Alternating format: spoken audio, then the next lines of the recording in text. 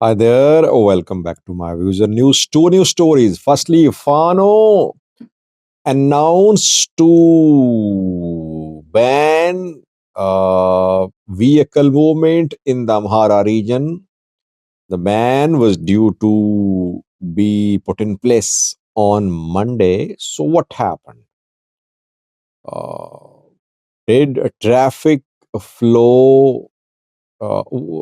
What happened in terms of road situation?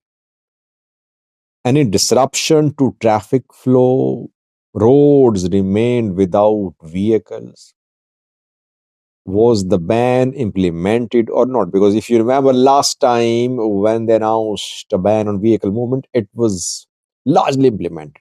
This time it seems that the ban could not be implemented fully. Secondly, is Ethiopia training some Somali tribal fighters to use against Somalia? This is what Somalia is claiming. Let's start, viewers, from the Amhara region. Fano groups 2 days ago announced that from Monday, vehicle movement across the Amhara region will remain suspended. We don't know if all Fano groups were on board or not, but I saw statements from Shaw Fano and Gujum Fano at least. I saw two statements. I could not find any announcement from Gundar Fano. But two Fano groups clearly said that they would not tolerate any vehicles on road starting from Monday. This is not the first time that Fano groups have announced a ban on vehicle movement. A few weeks ago, they successfully implemented a transport ban. Back then, almost entire Amharian, especially Gujam, South Gondar, Wollo, Shoa, saw almost complete ban on vehicle movement.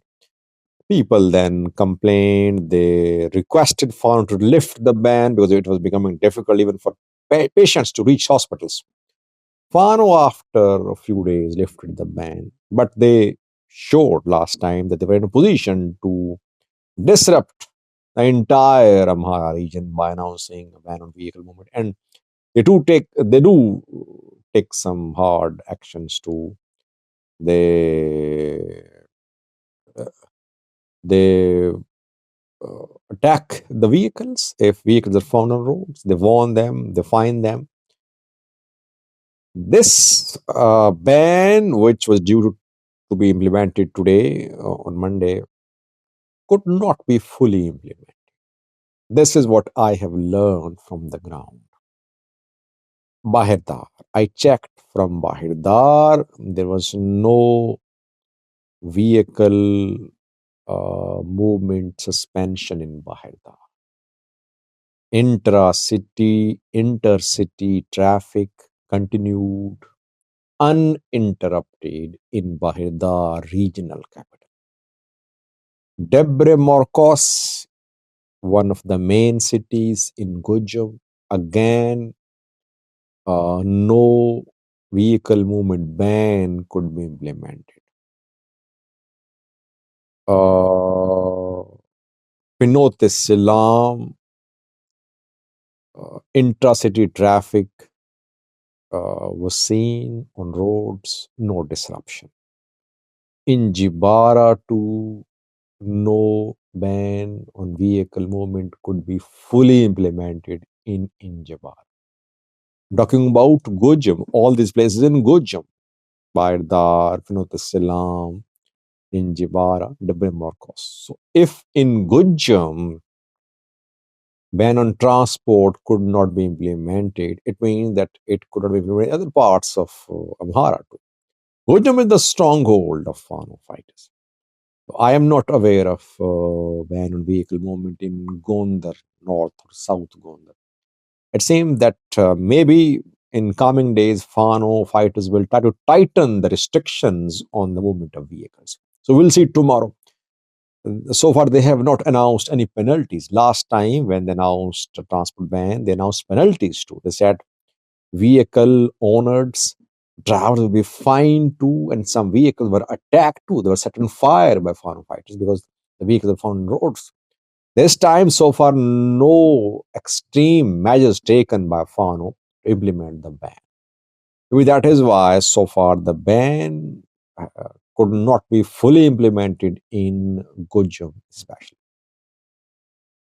Second, is Ethiopia training Somali tribal fighters to use against the government of Somalia? Well, this is what the Ministry of Foreign Affairs of Somalia said in a statement. Yesterday, the Ministry of Foreign Affairs of Somalia accused Ethiopia of transporting weapons to Jubaland.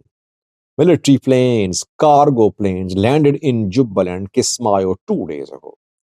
Military planes were allegedly carrying weapons. Military planes took Jubaland deputy president from Kismayo to Addis Ababa. Talks were held there. One purpose of these flights from Addis Ababa to Jubaland was uh, arranging a meeting between Jubaland and Ethiopian government officials. Is Ethiopia really providing weapons to Jubaland? This is what we have learned, and it's not surprising. Somalia wants to kick out Ethiopian troops from Jubaland. Jubaland regional forces want to kick out federal forces, Somalia's federal forces from Ras Kamboni. Ethiopia seems to be backing army Jubaland regional forces. Secondly, the government of Somalia accused Ethiopia of arming, of training tribal fighters on Ethiopian soil, Somali tribal fighters. The statement did not share details, but the